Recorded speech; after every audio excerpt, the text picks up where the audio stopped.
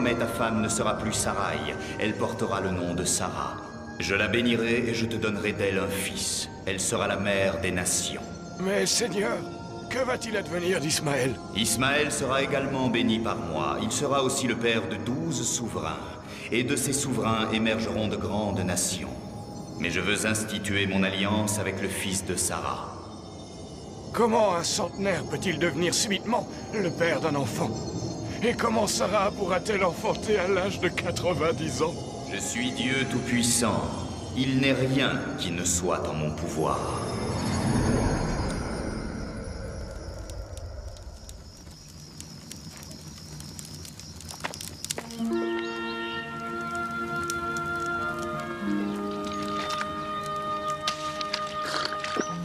Et Dieu envoya 2 anges sous l'apparence de gens ordinaires. Mais Seigneur, si vous voulez me faire plaisir, ne passez pas ici sans vous arrêter.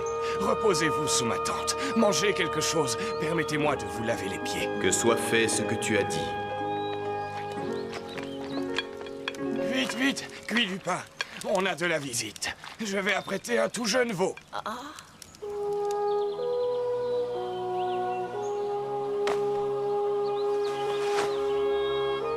Où est ton épouse, Sarah? Dans ma tente, Seigneur. Dis-lui que je reviendrai au printemps, lorsqu'elle donnera naissance à un fils. Je suis bien trop vieille pour connaître la joie de l'enfantement. Ah, Sarah vient de rire. Pourquoi? Croit-elle qu'une seule chose ne soit pas du pouvoir de son Dieu? Non, non, je n'ai pas ri. Que si, Sarah. Fais quelques pas avec nous. Je vais indiquer la route de Sodome à mes 2 amis. Abraham, tu es celui que j'ai élu. Et comme tu as confiance en moi, ce serait tromperie si je ne te disais pas tout. La perversité régnant à Sodome soulève ma réprobation. C'est pourquoi je vais la détruire. avec tous ses habitants?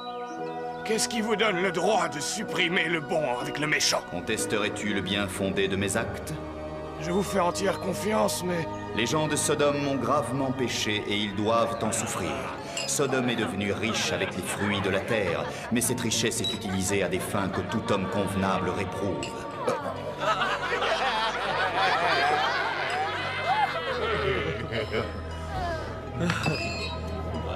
Les mœurs de Sodome sont mauvaises.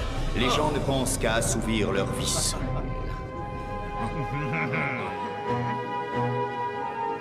Avance, Fédéon!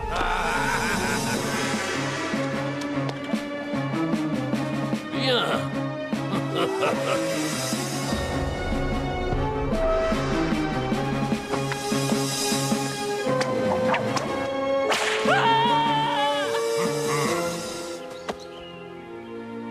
C'est pourquoi Sodome doit périr. Il y a aussi des hommes justes à Sodome. Sont-ils condamnés à mourir comme les autres? Le Seigneur épargnera-t-il la ville si 50 justes s'y trouvent? Oui, Abraham, j'épargnerai Sodome pour 50 justes. Mais pourquoi te soucies-tu d'eux? Je ne suis rien, Seigneur, que poussière et cendre face à vous, mais j'ai l'audace de vous interroger encore. Que ferez-vous s'il n'y a que 40 justes? Si j'arrive à trouver 40 hommes de bien, je ne détruirai pas Sodome. Si 40 suffisent à entraîner votre mansuétude, pourquoi pas 30? Oui, pour 30, je pardonnerai. Ne m'en voulez pas d'insister, mais n'en mettons que 20 ou même 10, tiens, ça vous suffirait? Pour l'amour de toi, Abraham, je consentirai à épargner Sodome. Mais seulement si j'arrive à trouver 10 hommes respectables dans la ville. Oh, merci, Seigneur Dieu. Reviens ici au matin pour voir comment le sort de Sodome sera scellé. Seigneur, Seigneur, attendez! Ayez pitié de Lot.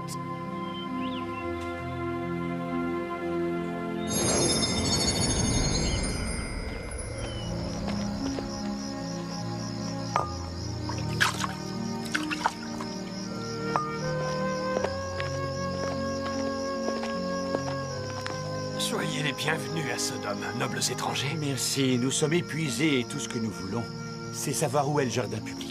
Pour y dormir, passez plutôt la nuit sous mon toit, vous serez mieux. Franchement, ça ne nous dérange pas de dormir à la belle étoile. Non, non, jeune homme, j'insiste, je n'arriverai pas à fermer l'œil si je vous sais à la rue. Sodome n'est pas sûr la nuit. Allez, allez, venez. Au cours de la nuit, le Seigneur constata que toute la ville était pervertie. et il chargea ses anges de protéger Lot.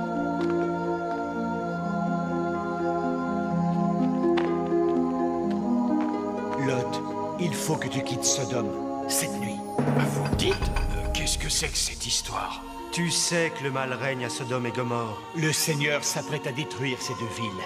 Tu dois partir tout de suite. Partir? Mais ma femme et mes filles vivent ici. Nous les emmènerons. Il n'y a plus de temps à perdre.